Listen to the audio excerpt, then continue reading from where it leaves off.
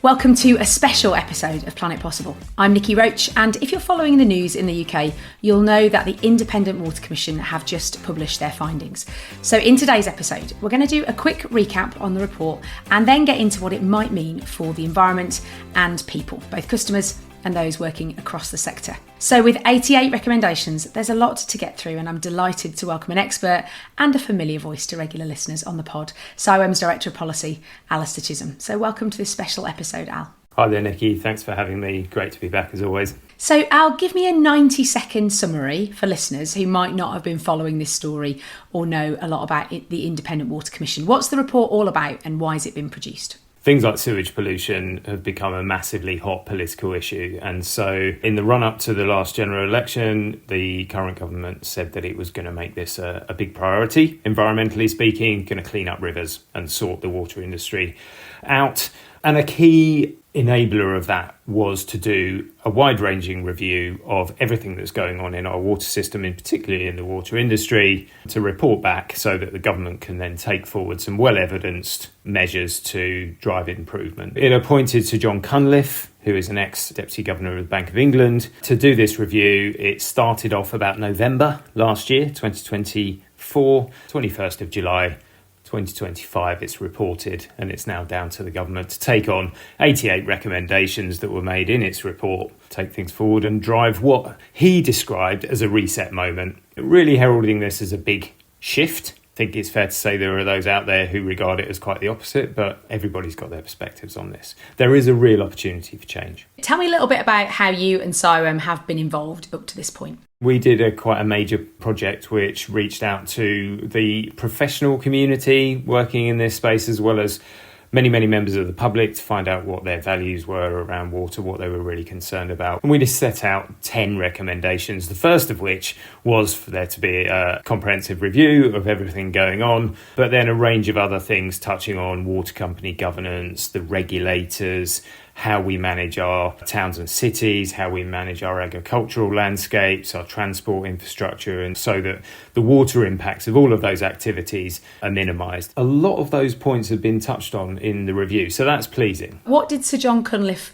really emphasise when he presented the report back at the launch? The big headline grabber was that there needs to be some regulatory change. The big announcement was that Ofwat is going to cease to exist in the fullness of time, and there is going to be a super regulator for water which will take on those responsibilities for economic regulation from Ofwat, the water environment responsibilities from the Environment Agency, the drinking water quality responsibilities from the Drinking Water Inspectorate, and the natural environment water responsibilities from Natural England. Put those all together in an integrated regulator.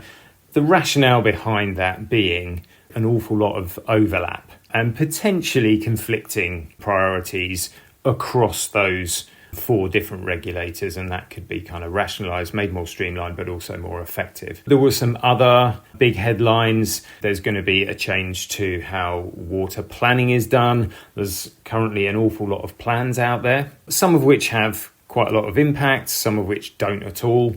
And really, Sir John Cunliffe wanted to see essentially 2 plans produced by water companies, one for water resources and water supply, and the other for the natural environment and wastewater. So the clean and dirty. And really, those be the big drivers for how water is planned and delivered.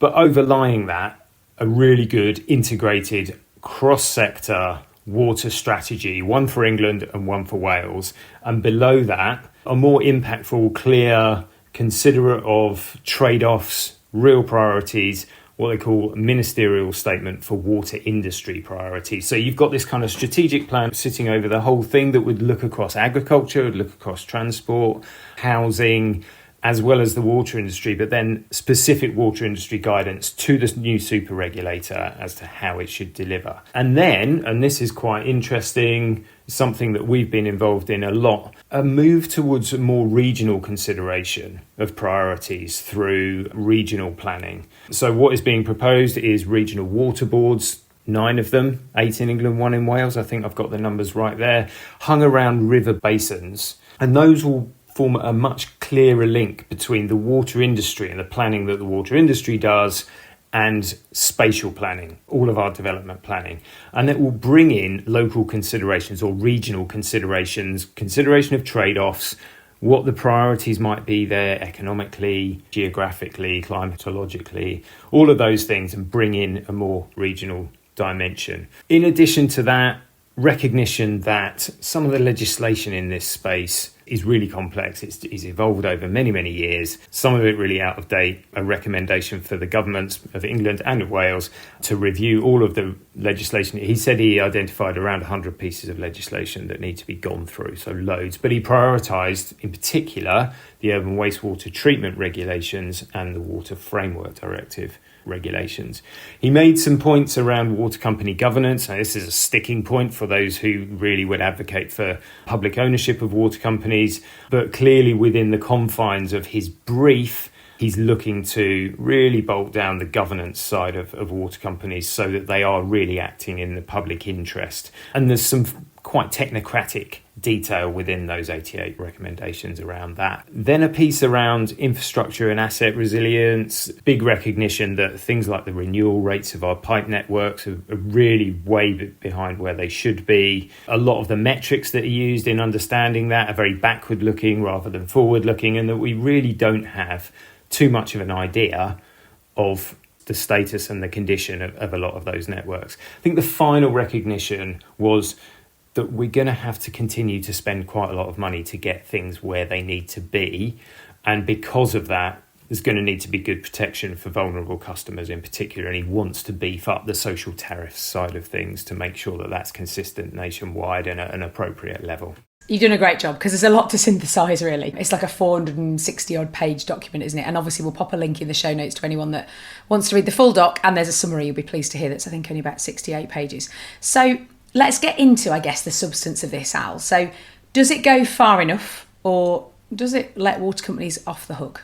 If you are in the camp that basically looks at this as though it's either public ownership or private ownership, and if we're in a world where it's still private ownership, it's never going to go far enough for you. What Sir John Cunliffe's stance was that no single reform, doesn't matter how radical, i.e.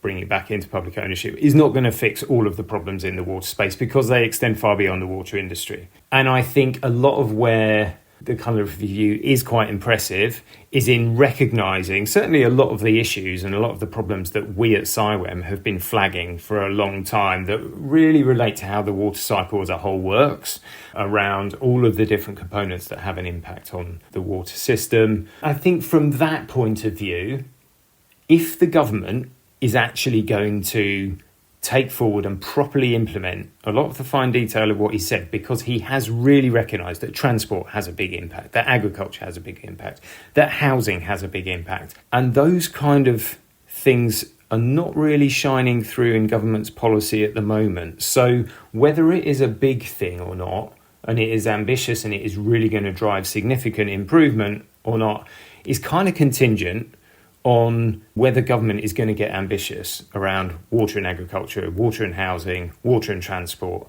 as well as what's going on in the water industry. There are some big components around monitoring and improving monitoring. I think government's calling it open monitoring, badging it as a sort of an end to operator self-monitoring, really putting in a lot of real-time monitors. I presume this will be quite a long-term program to get the level of monitoring that they want to see in, but making all of that data publicly available to really invite scrutiny onto it. And if that happens, again, I think in the water industry space, that will be quite impactful as well. So look, I totally understand why campaigners who fundamentally view private ownership of water as never going to be ideal.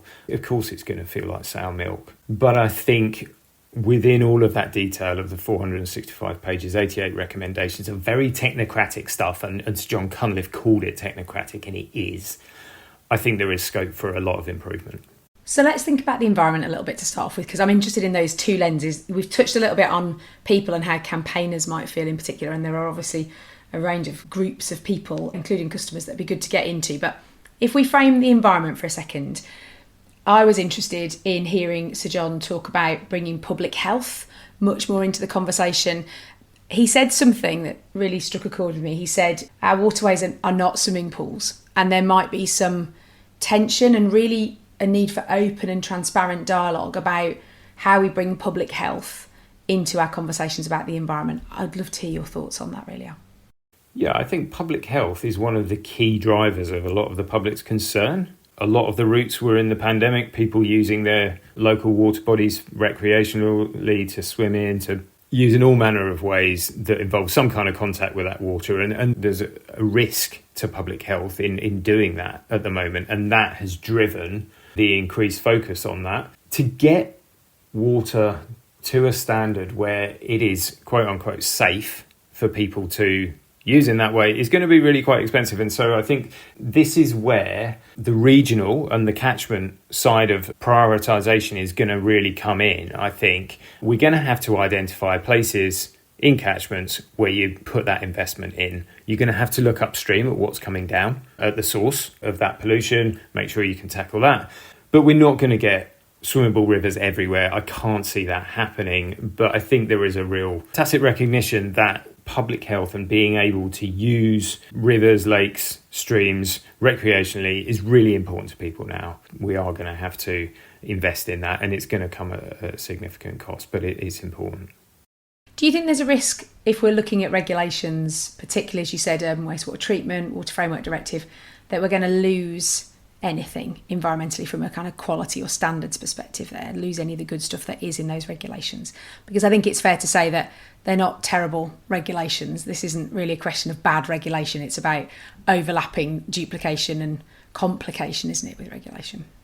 Well, I know DEFRA's been looking at this already and working with stakeholders already. There's always the risk that we will lose something in terms of the level of ambition, let's say, before you know what any replacement regulatory framework is going to look like, and that hasn't been bolted down. It's still work in progress. I think as that process has been gone through, I've been a bit involved with the Water Framework Directive side of things. The more people have looked at it, the more they've said, well, actually, Water Framework Directive is pretty robust, pretty sound. Principles are very good. So I don't foresee things changing too much. I think what will change are the timescales and maybe the overarching targets. They're looking for apex targets. They're probably going to be a bit more kind of outcomes focused and that kind of thing rather than hard numerical targets. So it's still a case of wait and see, I think.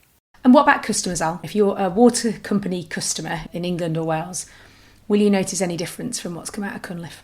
Government has made quite a big play. Indeed, it's one of the recommendations that is said it's going to take forward already about making CCW, so that's what was the Consumer Council for Water, into a kind of proper, legally empowered ombudsman so that it can handle customer complaints around water company performance in a way that CCW can't do at the moment. That's quite a change. I think if you are a vulnerable customer, a little bit more assurance over the level of protection that you might get, albeit the detail of that has still got to be set out. Steve Reed has been quite bold in terms of saying he's going to halve pollution levels by 2030. In theory, by 2030, that should translate through to people being able to see something on the ground a bit. I think on the basis that social media has really flushed out, if you pardon the pun, the level of storm overflow discharges, if that reduces by 50%, then maybe that will start to come through. So I think those are the kind of things that customers will see. But the message from Sir John Cunliffe was that bills are likely to continue to have to go up, and that's not going to be a palatable thing really for a lot of people. Yeah, I think there's an interesting conversation to get into around how much do we value our water and our environment, full stop really, and what are we prepared to pay. I was pleased to see this national social tariff. How do we make sure that we protect the most vulnerable in society from any of those massive bill hikes? You, like I, will have probably had a busy phone over the last 24 hours and probably beforehand, before this report landed. How do you think it's landing with the thousands of people that work in and around the kind of water sector, the environment sector, the supply chain? What are you picking up on the grapevine now? I would say cautiously positive. There is an awful lot of detail, and I've been going through and I keep spotting bits. Just for example, sustainable drainage, big thing for CIWEM, obviously big issue. They're recommending mandatory sustainable drainage for new housing. Now, that's something that's very much a grey area for government at the moment, and it is helpful to have Cunliffe come in and say, no, should be mandatory. The automatic right to connect to this development to the sewer, again, bit of a bone of contention, something we've been quite outspoken on for many, many years. Again, he's saying government should look at that again because it's not sustainable the way it's configured at the moment. So there's loads of really fine detail that aren't necessarily picked up in the headlines that I think people are gradually discovering, gradually seeing and thinking, yeah, actually this is pretty comprehensive and there's lots of incremental bits, opportunities for improvement. Obviously on the big headline grabber around the super regulator, I think people probably feel that that is an opportunity to do things differently. If nothing else, an opportunity for a reset. But of course, if you're going to do a big shake-up, that's going to come with some disruption. It's going to take a while to bed in. And there is equally some concern. And I think around the regulator, particularly in relation to what is going to be left of the Environment Agency, it's got a bit of a weird mix of operational flood stuff and then waste management, chemicals regulation, those kind of things. Air quality, how well do those all sit together in a single authority? So I think there's some real questions that are posed by taking water out of that and putting it into a different regulator. I think really people feel like it has been time for a real deep look and a bit of a shake-up. And it is now on government to really do something bold and ambitious with these recommendations. And that is where the absolute crucial question is from my point of view. How much are DEFRA and Steve Reed going to be backed by Keir Starmer, Rachel Reeves, the big hitters in central government? How much is this just going to be a DEFRA paper, or how much is it actually going to be cross-government? Because the way it was characterised by Sir John Cunliffe, water reaches so many different components of our economy and society. As we have always said, now it's down to government to recognise that. It was really extraordinary, actually, to turn on, my news app and to see the stuff that, you and I and many of our friends and colleagues live and breathe being front page headline. And I've certainly found it really interesting over the last few weeks and months, really, having more of these conversations with my mates, really, and family. One of the things that I really liked seeing was mandatory water metering. And particularly for me, because I didn't realise until recently that on average about 40% of the total leakage figure comes from pipes that are not owned by water companies but owned by us. And I think some of this it's not about shifting responsibility, but it's about saying we're a really big connected system and the water companies play a really important part in that system, and also so do lots of other people. And if we want an environment to feel really proud of and that's like regenerative, really, rather than being sustainable, then actually we have to think about transport, we have to think about planning, we have to think about housing, but also there's stuff that we can do as people that live here, like checking if your loo's leaking, and if you've got a water meter and you can suddenly see what you're consuming, then you might stand a bit more of a chance of getting at those sort of things. So for me, it might look like a small line, like you say, it's such a big report, there's so much richness in there, but that thing really stuck out to me, saying we'll meter everything. And if we meter everything, we have a fighting chance of knowing where our very precious water resources are being used. And I thought there was some interesting stuff about biosolids. We won't get into it in detail now, but moving biosolids from one set of regulations into another, that's finding its way into the news at the moment. And that's an interesting recommendation. I guess my summary really was that public expectations have changed about what we want our water and environment to look and feel like. You said we've seen that on social media. I think we've seen that everywhere, haven't we? And actually the energy behind that is probably partly what's driven some of this review and given it the kind of profile it has. The sector has made some choices about what to invest in and what to maintain that the public are rightly probably quite frustrated by or don't understand. And I think that's really legitimate.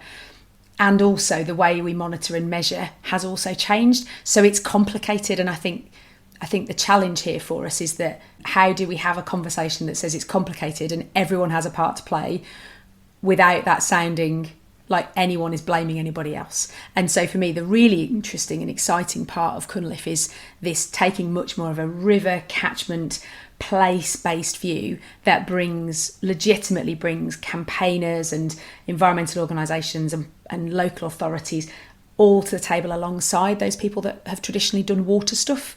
There's then a space to be curious and open and have some of that dialogue. That, for me, I think the only way we can move forward is to look forward-looking measures, but also a kind of positive conversation about what we want the environment to look like. Where we've got to now is not where I think those in the sector or outside of the sector probably feel like we want to be. Yeah, I mean, I think there's some interesting bits. There are bits for everybody in here. You know, you pick up metering, I'll pick up SUDS and all this kind of thing. I think that the important thing with smart metering is if you look at it as an enabler of doing all kinds of things, and more than anything, actually, on reducing leakage, they just help, full stop. So they're an enabler. I think the other really important thing is that technology is advancing. So things like smart metering technology, obviously, but monitoring technology is advancing at pace as well.